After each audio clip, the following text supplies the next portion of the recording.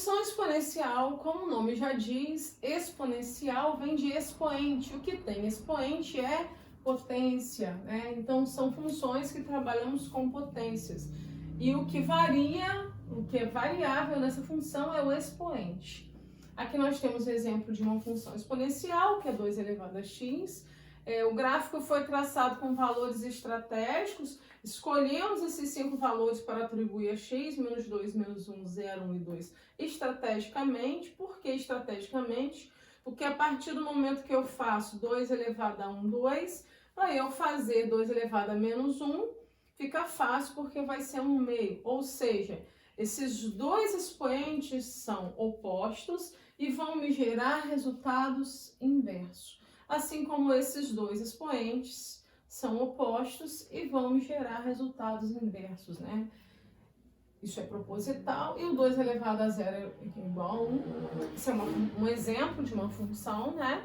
Decente, marcamos os pontos no gráfico. Toda função é assim, a lei dela tem essa característica.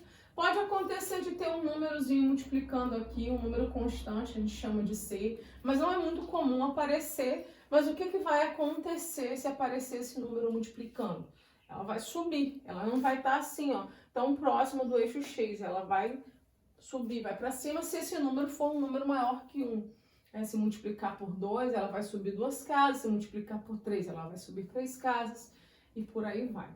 Bom, nós vamos observar que essa função corta o eixo y no 1, ou seja, quando x é 0, o valor de y é 1, isso vai acontecer com todas as funções que tem esse formato, que é só uma base, uma potência, base expoente, porque todo número elevado a 0 vai ser igual a 1. Então, qualquer base que tiver aqui, seja positiva, maior que 1, ou seja, entre 0 e 1, qualquer base que tiver, o resultado vai dar 1. Então, esse tipo de função que só tem uma potência, vai sempre cortar no 1.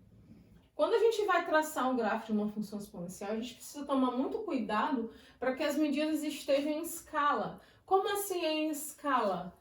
As distâncias dos pontos. Aqui, ó, de 0 a 1, de 1 a 2, de 2 a 3, de 3 a 4, estão todos no mesmo tamanho. E eu tenho duas frações marcadas aqui.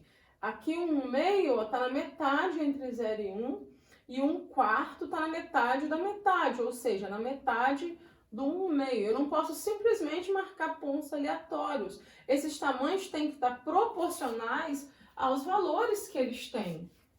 4 tem que estar 4 vezes o 1.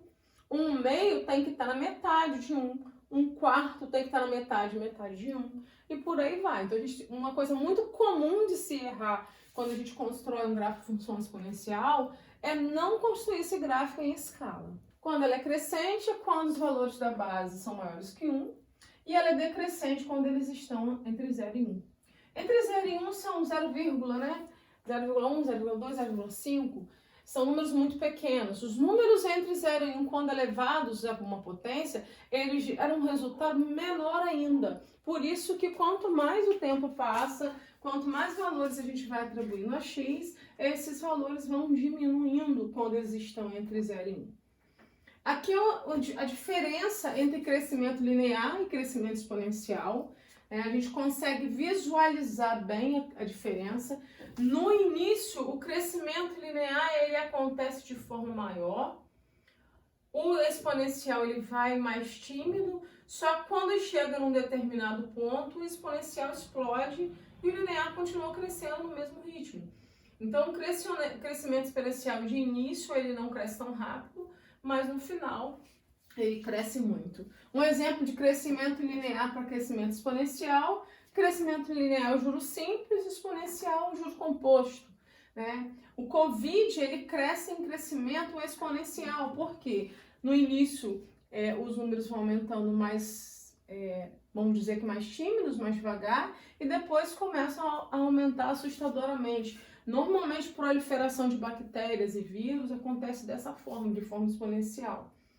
Ainda falando sobre crescimento linear e crescimento exponencial, duas formas de se visualizar bem a diferença. Ou você constrói um gráfico por cima do outro, que a gente visualiza e não precisa de explicação, ou a gente constrói separado e explica isso, que eu acabei de falar, que o crescimento linear ele cresce mais no início, mas depois ele continua com o mesmo crescimento constante. E o exponencial ele pode ser mais tímido no início, mas depois ele cresce muito mais. Então, dependendo do espaço de tempo, aqui de valores de x, de valores de tempo, por exemplo, pode ser que o linear seja mais interessante, pode ser que o exponencial seja interessante. Como a maioria das coisas que se calcula com essa diferença relativa a tempo, e o tempo normalmente é longo, na grande maioria das vezes que você quer uma coisa que produza resultados maiores, se trabalha com crescimento exponencial.